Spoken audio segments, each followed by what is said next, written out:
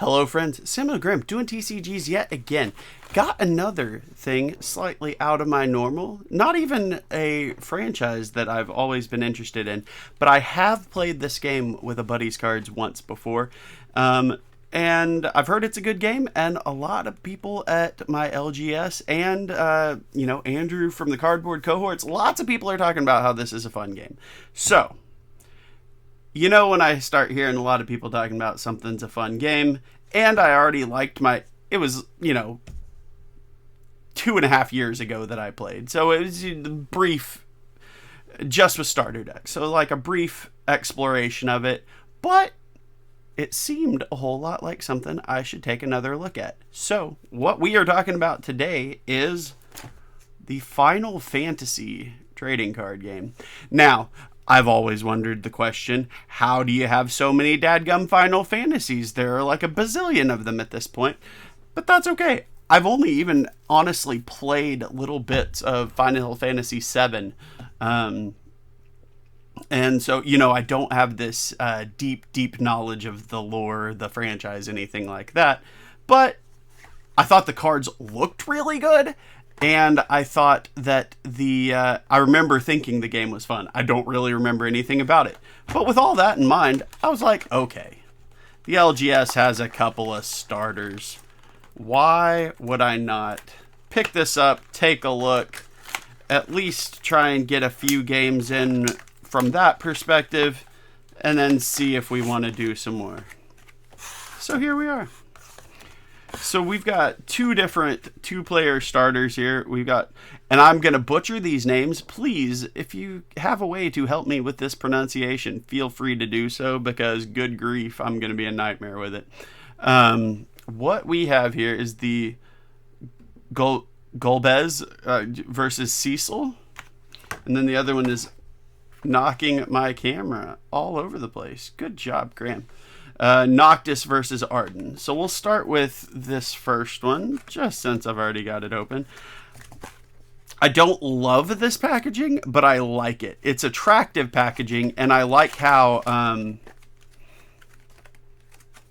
snug the cards are. Like, even though they're wrapped in plastic, I can see that. But a lot of times you get these starter decks and they're rattling around in some sort of box, whatever. So while I don't necessarily love, I really enjoy starters that have reusable packaging for the starters, which once you've got these unwrapped, I don't think that's really true.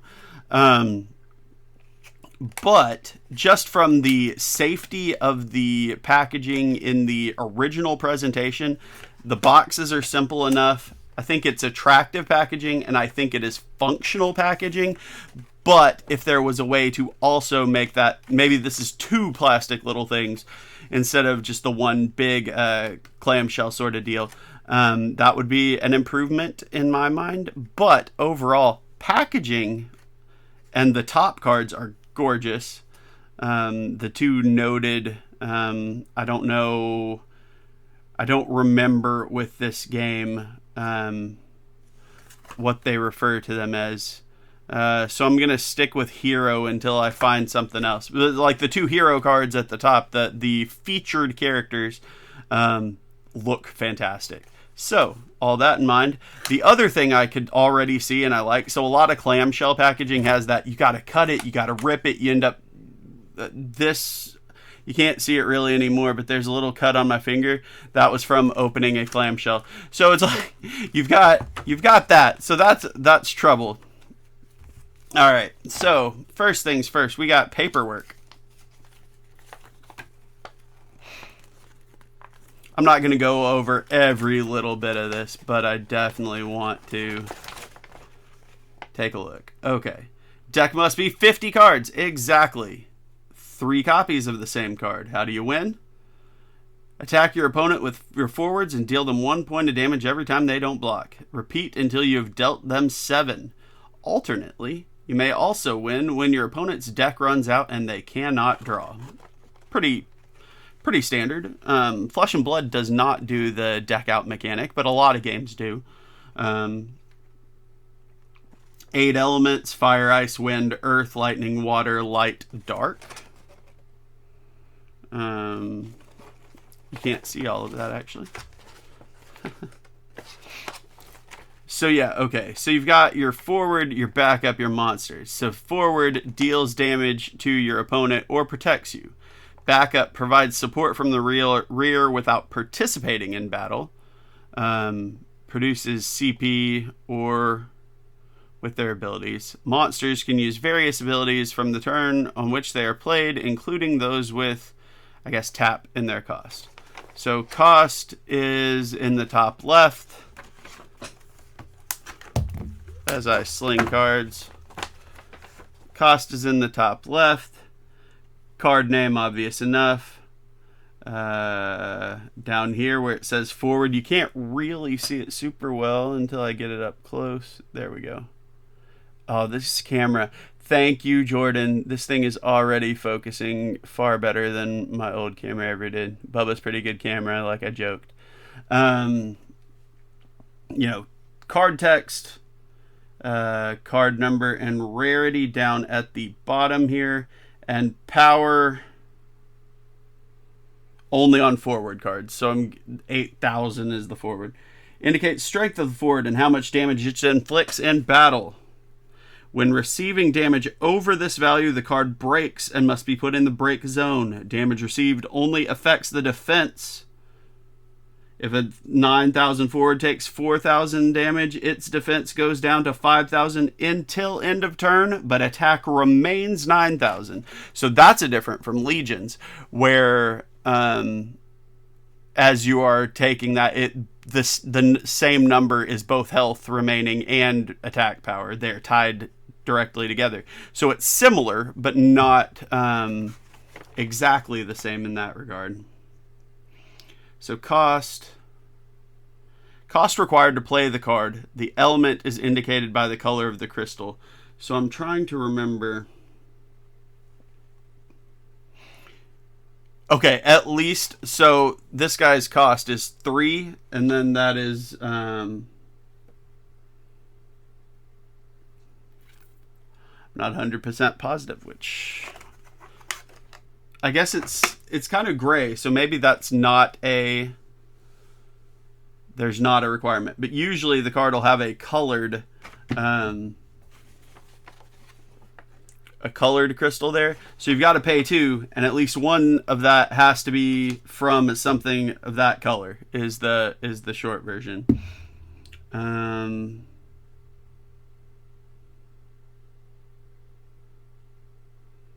And then some of them have little sparkly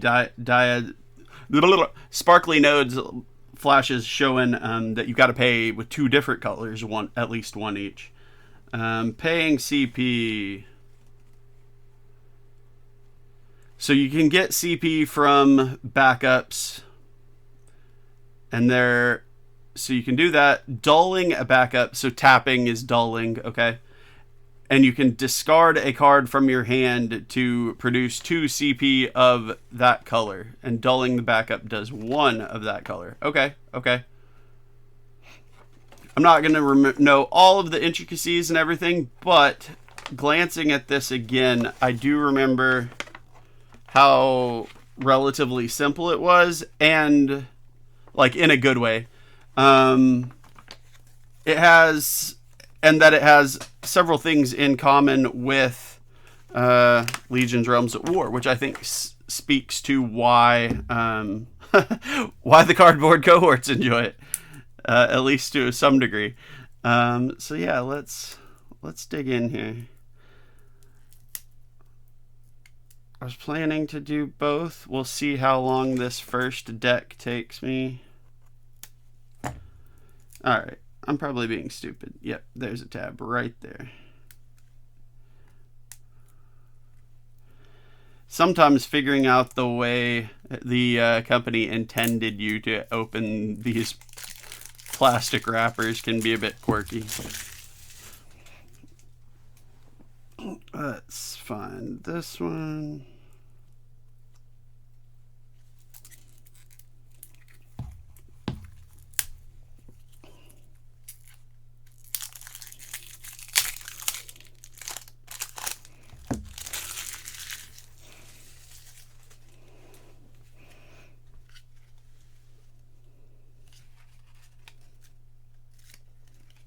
So that's an interesting thing. These cards are very, very, are quite stuck on the front end. I'll be curious to see if that is true of both decks or if it's just one. That said, as I'm separating these,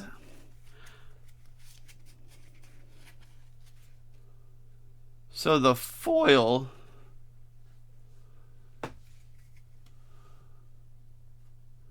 so there's the foil on top and then the regular version of the same dude right behind him, right? Which the foil pops, but that regular art is nothing to sneeze at either. I actually really like that. I love the back of these cards. So part of this, the foil on the front end, the foil feels sturdier. I wonder if that's just something to do with the foiling technique.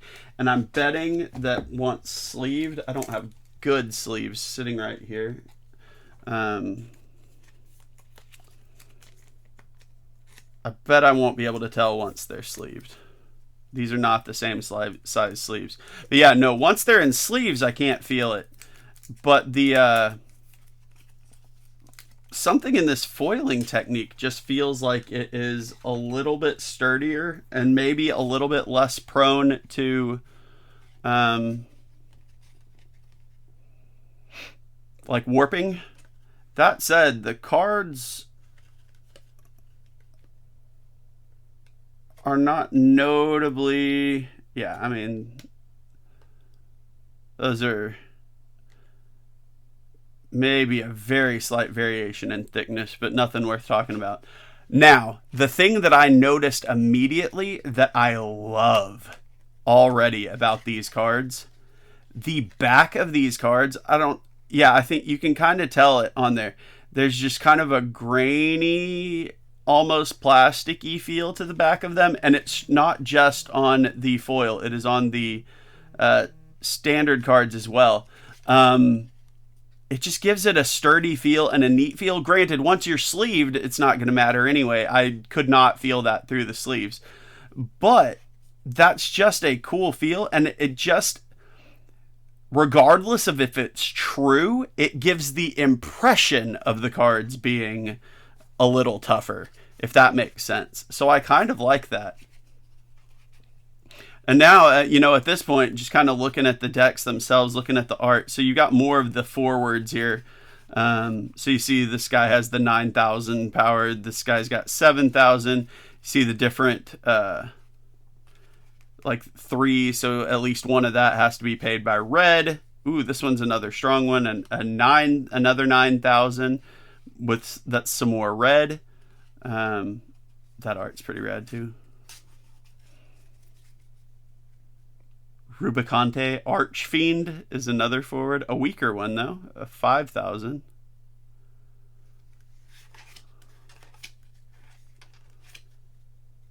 Ooh, okay. I actually do. I don't always love anime art, but I think that looks really cool. That ninja looks good. So this one's a backup. So you can use it to provide some CP. Or when it enters the field, choose a forward. It gains when this forward attacks. Choose one forward. Deal it 5,000 damage until end of turn. I could see that being mildly helpful. Yeah, so I wonder if that is a quirk of the card back, that the cards are sticking, because it is definitely a thing through. Okay, now this is kind of funny. This is another one of those things where the art style kind of wildly varies. Like you've got the straight up, the heroic anime. You've got this, which looks more general fantasy. And then this guy that just looks awesome. And then you've got kind of the cutesy anime, which is fun too. Like that's just amusing to me. So that's another forward. Gains, this forward can't block until end of turn. All right. So it's another cheap little backup, but it has a pretty tough ability that if you've got a way to sneak in there on your opponent, Sky Warrior. See, that's yet another, still obviously anime, but another slightly different art style. Discard a card, choose a forward, and damage it. I mean, so I'm already seeing some of what this thing's trying to do. It's kind of coming back to me a little bit how the game worked. Belias. So that's a summon. Is a summon the same thing as a monster? I'll have to glance back at that. EX Burst. Choose a forward, deal it 9,000 damage. Okay. Or is a summon just like a spell for magic, like a sorcery, or just a straight up standard action from Flesh and Blood? I'll have to glance back at that, because that feels like what that would be. This seems like it would not be a item that just stays in play, but I'll have to double check. That thing's creepy looking.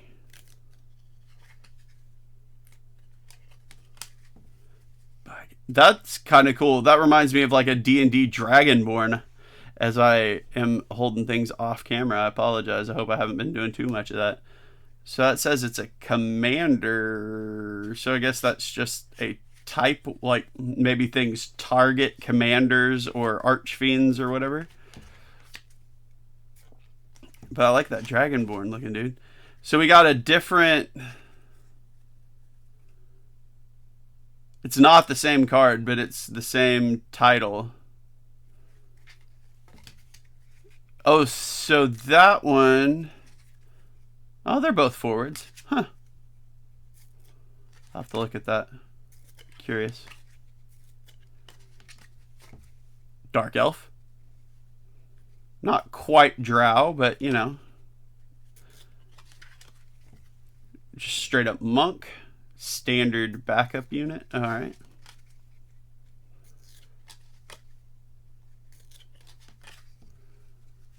Got a miner.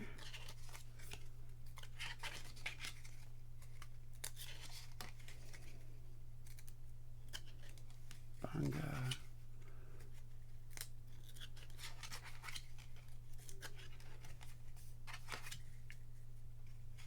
Kusith. Sith belong in Star Wars. Choose one forward or backup in your break zone. Add it to your hand. Okay, so that's that first deck. Let's see. Action abilities. So those are just on the units there. What am I missing here? Okay, there it is. Summon. Put into the break zone straight after use, but come with powerful abilities. So yeah, that's the equivalent of just doing a sorcery or a attack action or whatever kind of action in Flesh and Blood. Something that doesn't linger on the table. See, this one, I think this art's really cool too. When a game can impress me with the art straight off the starter deck, especially one that I don't have a particular attachment to the source material. So there's Edge.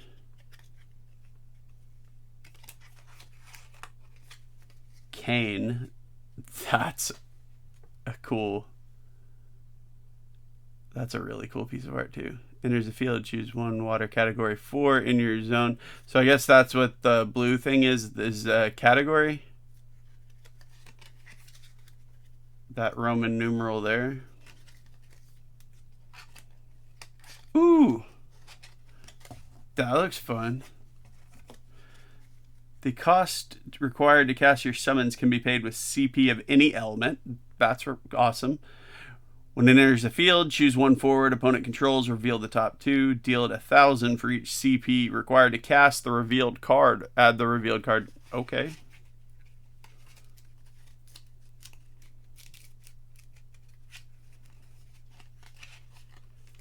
So yeah, this is pretty fun. I'm actually, after glancing at the rules, and it's coming back to me a little bit exactly how how simple it was, but I can also see the strategy that would be involved. Ooh, cool. Odin. Cost reduced by 1 for each card name Odin in your break zone. Cannot become 0. Choose a forward and break it. All right. Another version of Odin here. Receive 5 points of damage or more. The cost required to cast him is reduced by 3. EX Burst. Choose 1 forward of cost 5 or less and break it. Oh, so that's summon. Okay. They all are. Okay, I'm just being dumb. For some reason, I was looking at it thinking a forward or a support.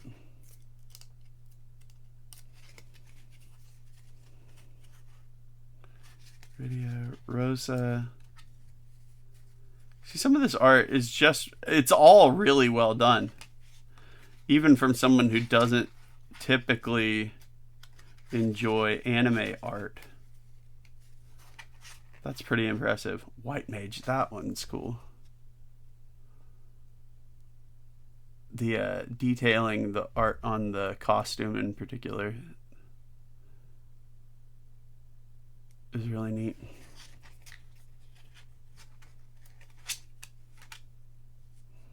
Porom. So a specific white mage, I suppose.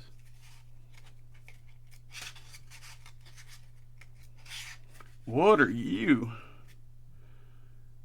Cuckooline the Impure? Alright. Well, I might at least take these other 2 decks out and look at the top card. And then, as I always say, I try not to take advantage of your time, so I'm going to try not to do that. But I'll definitely take a look at a tad more here. Just show you these top cards at the very least. Okay, so this is what I was talking about. So both of these cards... Come on. So Noctis here, that 4, it's got a green and a yellow light on it, which means at least one payment has to be green, one has to be yellow, and then this one's got the purple and red. So those are